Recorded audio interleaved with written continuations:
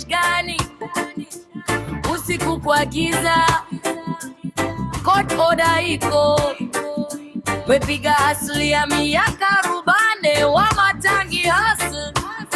Bebo mwapasi na huruma, hata wafanye nini? Protected na blood ya Yesu, protected na vote za Kiambu, protected na sheria pia ni uonevu, sio sheria bwana makubwa. Mwenye lisi ya miaka 65, kodi amelipa, record ziko wazi, alarm ililia saa 6 za usiku. Bulldozer ngapi zilikuja na polisi, demolition ilikuwa guarded na risasi kwa hela, lakini haipiti damu ya Yesu. Wakisema ni kwa sababu ya Afcon, lakini ile notice ya mwezi 3 haikuwa stamp na salamu. Milimani kortini order ilitoka, temporary injunction. Jameni misitupe, mkikataa amri ya jaji, hiyo ni contempt.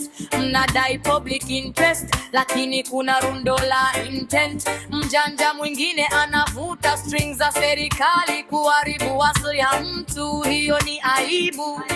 Sina kerea na uwayawa, ni waliotumwa hayawa, ni behind the scenes hayawa, ni wanaonyamaza kwa kuteswa, ndio wengi zinduka zushatetea.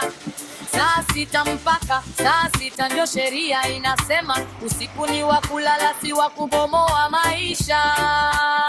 Tena mkataba ulikuwepo, mlipeana mikono, kwa nini mgeuka kivuli mkakataa kuwa watu wa pono? Demolish gani? Usiku kwa giza, court order iko. Mmeipiga mzigo wa matangi hustle, mebomwa pasi na huruma, hata wafanye nini? Protected na blood ya Yesu, protected na blood za Kiambu, na sheria pia ni uonevu, sio sheria bwana makubwa. Ile notice haikupitia,